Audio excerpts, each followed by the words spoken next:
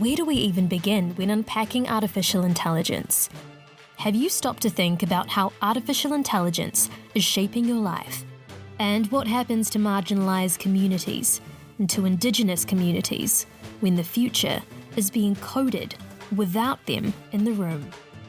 We've been sold on a story that AI is inevitable, unstoppable. Learn it and you'll ride the wave. Ignore it and you'll be left behind. But here's what we're not saying enough. AI doesn't build itself. People build it. And the people who build it decide who gets seen, who gets served, and who gets left out. Before we talk about algorithms, before automation, and before billion-dollar valuations, we're starting somewhere deeper, with belonging, with community, and with who the future is actually for. Eteroa Lafaele is an engineer, a founder, and one of Aotearoa New Zealand's brightest young leaders, a Forbes 30 Under 30 honouree, and she was Young New Zealander of the Year 2025. Through her program like DigiTautua, an initiative to get students laptops to ensure learning equity during the pandemic, she's now co-leading tech organisation Fibre Fale that creates pathways into technology for Pacific people. She's opened doors and paved the way for inclusion of underserved communities, the very communities too often excluded from the rooms where the future is being designed. Her work begs the question the tech industry usually forgets. If we're building the future, who gets to be inside it, and who is it serving? This is a conversation about culture, access, power, and about making sure no one is coded out of tomorrow.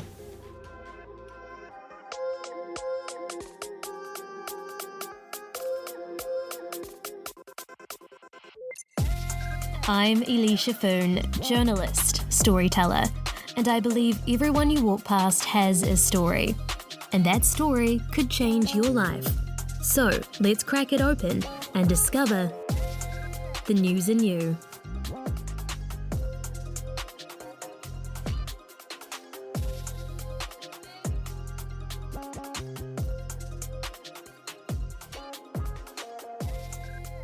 Kia ora, talofa. Thank you so much, Eteroa, for joining me.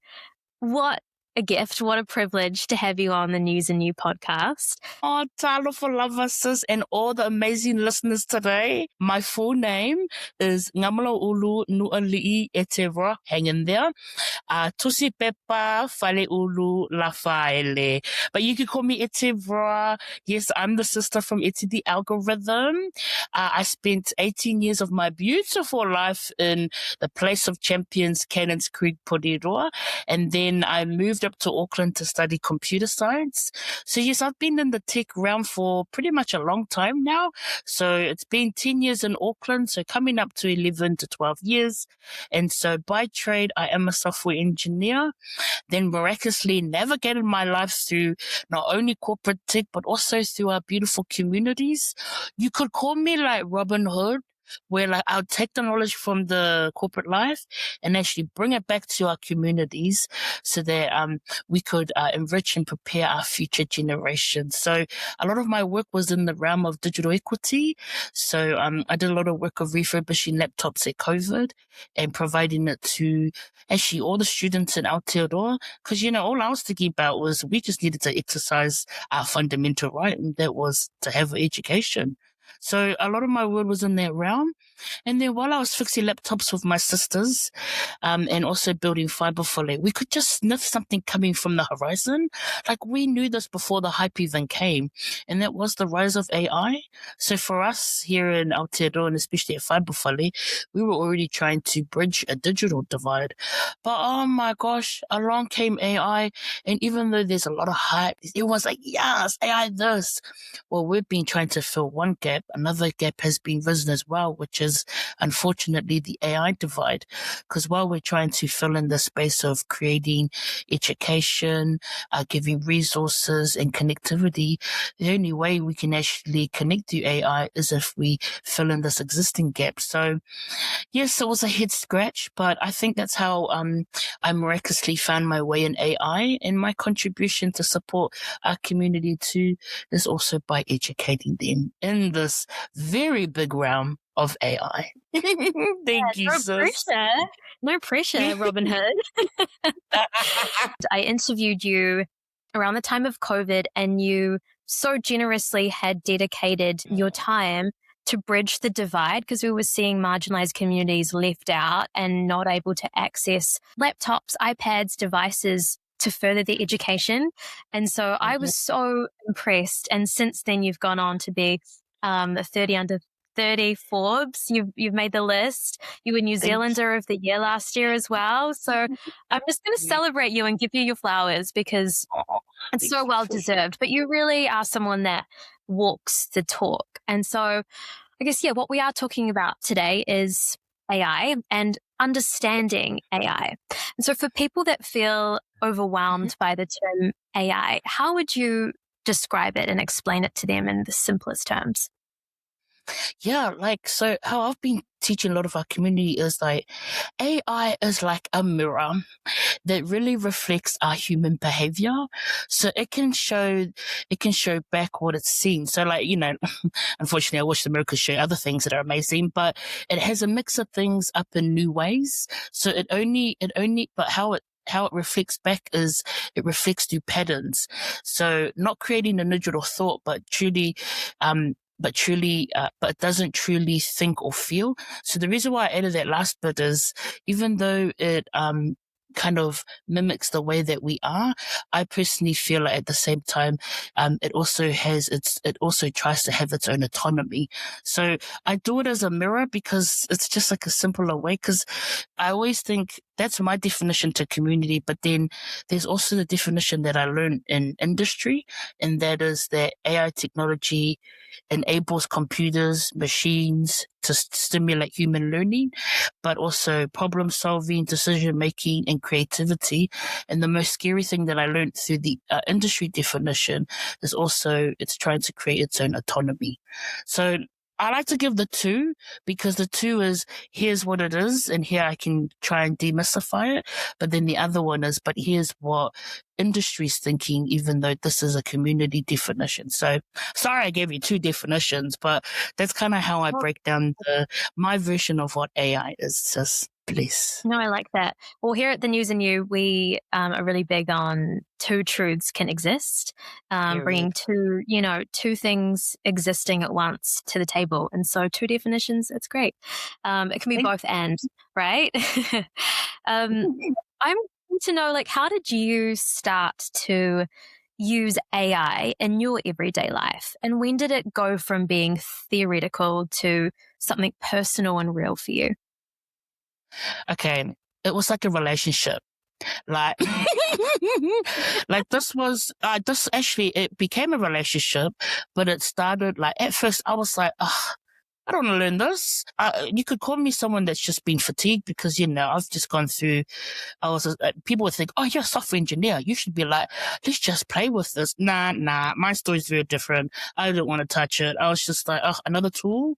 I've got other tools I've got to try and catch up already. So it was very rough at the beginning of the partnership, the relationship, you could say, with AI. But I think it was when I noticed it moving very fast.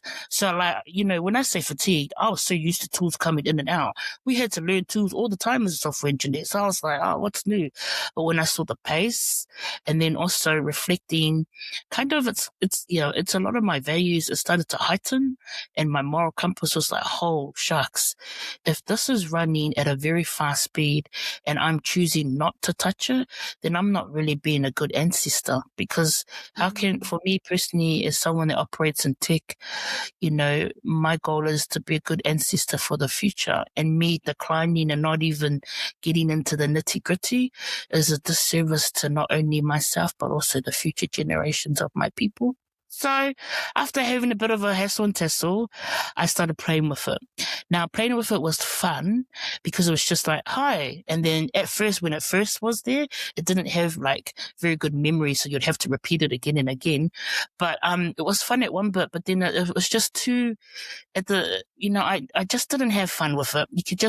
I'm a very visual learner stuff. So I didn't really see amazingness. It wasn't fun for me at the time, but it was a lot of influence from my sister Julia and Saffron, where they're like, even though you don't like it, we just got to try it.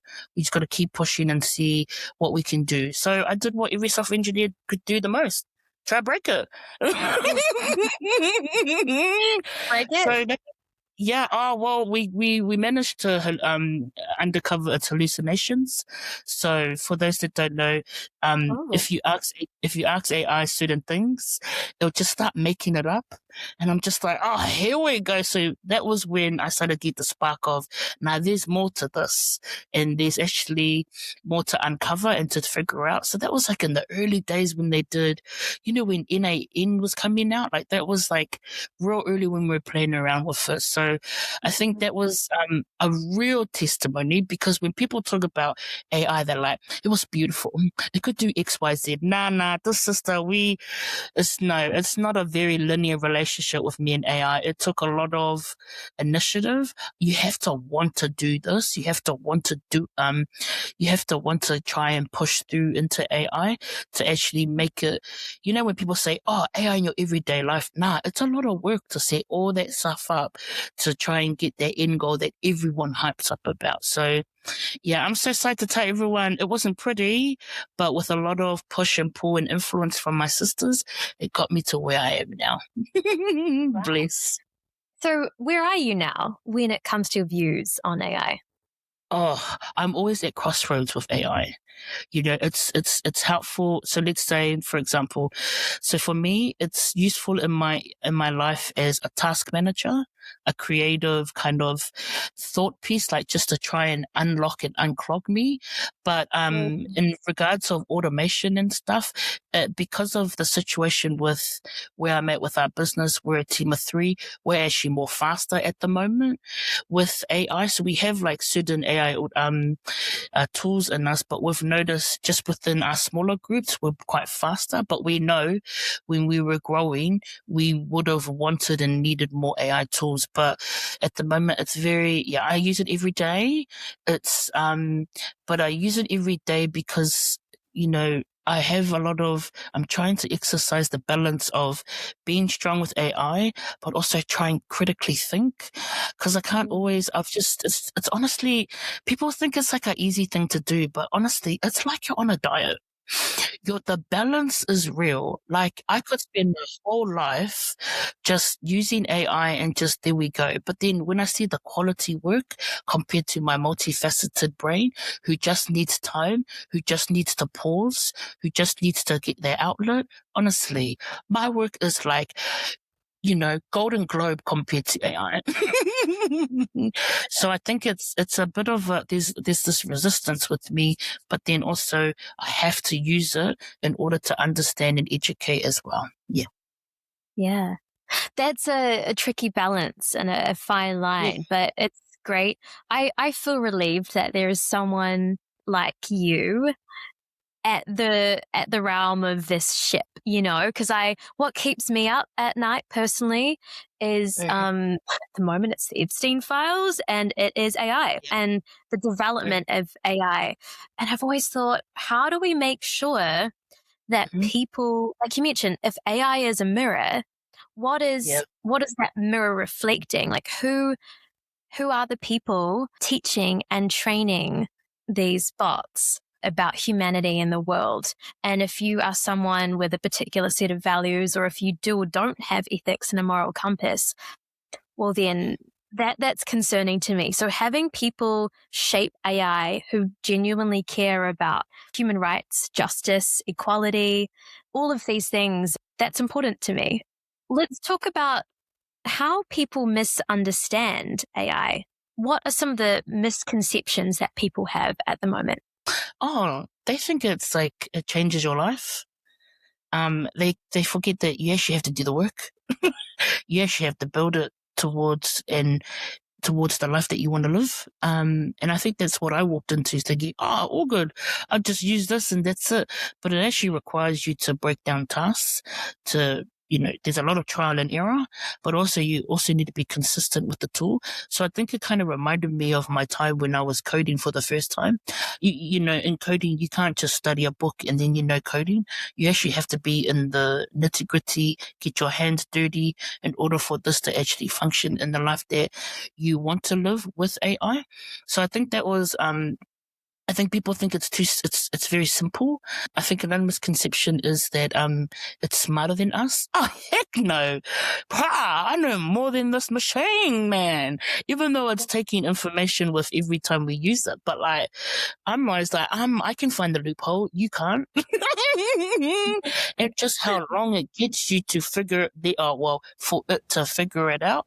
Yeah, you could use different tools. Yeah, it could be they always say, this is the new version of Gen AI and LLMs. But man, every one that I've been able to touch and use has been quite interesting. But the only reason why I've been able to think a bit different is that I've actually made space and time to critically think. And, I think that's another thing is I think we keep thinking that it's smarter, but we're actually more smarter than the actual AI.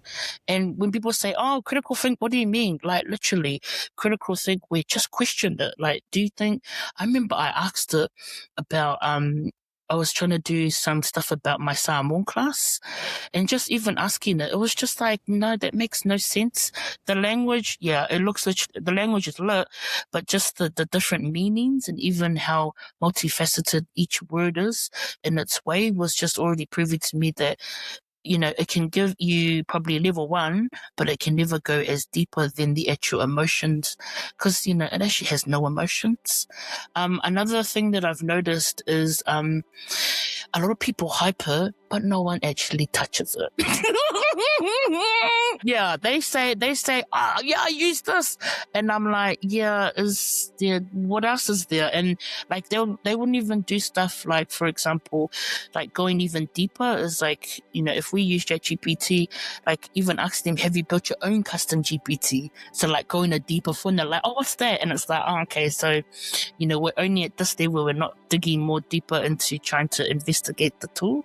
So those have been some real funny situations where I have so much grace because, sometimes I have to be aware that not all of us, because man, who's going to cough up the bill? That's expensive. All these subscriptions are all going to add up. And it's not even a one play, that's all. So if you have to pay with all the tools, damn, that's a big bill to pay. So I'm also aware of the access that a lot of our people have. Yes, the tool is free, but also reminding them that, hey, it may be free, but it doesn't mean the real cost is your data, not your pockets at the moment. Your data and your information is your currency. Eteroa has put on her AI coaching hat to inform, educate, and warn people about how to stay curious and be a critical thinker when it comes to using AI. Here are just some of her educational videos on social media. It's important to understand the types of AI that are there. Number 1, narrow AI. Narrow AI is where AI is only specific for one task only and can deliver really well. An example of this is ChatGPT, Siri, and also Google. Number 2, general AI. General AI is when AI thinks like a human and thinks, talks, and also probably will speak. This doesn't exist at the moment, but it's important to have this in our mind. And number 3, the big one we're talking about now, which is super intelligent. AI super intelligent is where it's way smarter than all of us, can think without us, but this, just like general AI, doesn't exist. But it's important too to not be scared of it, but to have it at the back of our head. These conversations are arising at the moment, but the more you get to understand it, the better you'll be prepared for it. And that is what ASI is. When we talk about AI and also the changes of everything, it does create fear. But then I think a big thing is there's also a consequence when we don't do anything about it.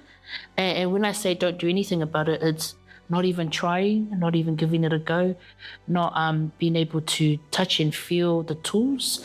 And the reason is, if you don't do anything about it, what's a nice way of saying that? You will be left behind. If you don't have those prereqs inside your CV, then it's another barrier to entry. Your view of finding solutions will be very limited, and hence why those doors won't open. She also runs a masterclass that you can sign up for, which is linked in the show notes. AI is changing the world, but the real change starts in how we use it. Welcome to the Fibre Fale AI Masterclass, How to Build a GPT. A step-by-step journey that shows you how to design, build, and grow your own AI tool from scratch. You will learn how GPTs think, how to plan a clear purpose, and how to create tools that help real people in real ways. No coding required, just your ideas and the willingness to learn. This masterclass will guide you through designing, building, and improving your GPT at your own pace. At Fibre Fale, we believe technology should be shaped by communities and built with intention. Now, it's your turn to build something meaningful. The future of AI starts with you. Join the Fibre Fale AI Masterclass. Artificial intelligence is not just software, it's infrastructure, it's data, it's land, it's energy, and increasingly, it's culture. As AI systems are trained on language, images, stories, and knowledge, they begin interacting with identity itself, with indigenous knowledge systems, with ancestral data, with ways of seeing the world that were never designed to be scraped, stored, and commercialised. There's a growing global call that Indigenous peoples must be involved from the outset of AI development, not consulted at the end, not invited in once the architecture is already built. These voices are needed from the outset. Because when consultation comes too late, it isn't about participation, it's damage control. At international climate gatherings like COP30, experts have argued that AI could transform environmental protection. It can track deforestation in real time, model biodiversity loss, predict extreme weather, map rising pollution, and in theory, AI could help us protect the planet faster and more precisely than ever before. But here's the tension. The same AI boom requires vast data centres, enormous energy consumption, water for cooling systems, land for infrastructure. And often those projects are placed on or near Indigenous lands. So while AI promises to help address environmental crises, it is also accelerating new forms of extraction. Extraction of land, extraction of resources, and extraction of cultural knowledge through data. Indigenous leaders are calling this a digital extension of a very old pattern, which raises a harder question. How do we ensure emerging technologies truly benefit the planet and the people who have protected it for generations? One answer gaining urgency is Indigenous digital sovereignty. The principle that Indigenous communities should control how their data is collected, stored, governed, and used. That cultural knowledge is not a free resource for machine learning models. That consent must be informed, ongoing, and meaningful, because data is not neutral. When satellite imagery maps a forest, that forest could be someone's home.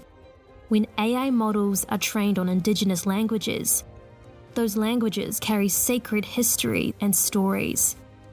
When algorithms are built to optimize land use, they are making decisions about territories with deep spiritual and ancestral significance. Without Indigenous leadership, AI risks repeating the same colonial dynamics it claims to transcend. But with Indigenous leadership involved, AI could look very different.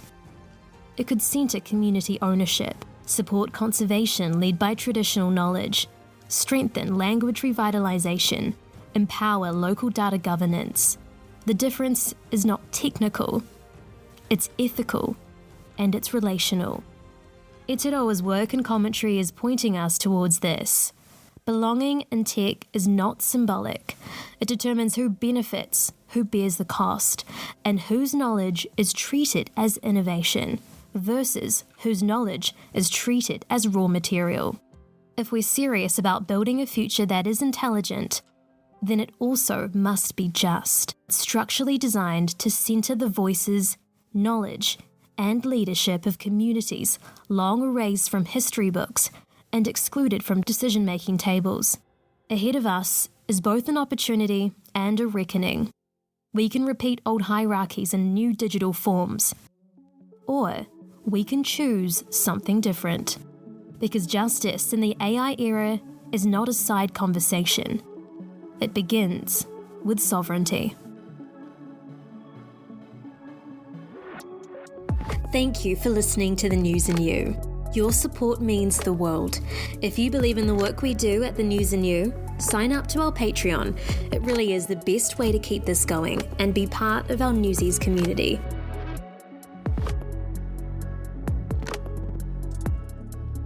I'd be so grateful if you can share the love by leaving a rating and review. It'll help spread these stories even further. What are your key takeaways? If the story impacted you or even made you see the world a little differently, why not share it with your friends and family? Until next time, remember, your story matters, and there's a shared truth behind everything.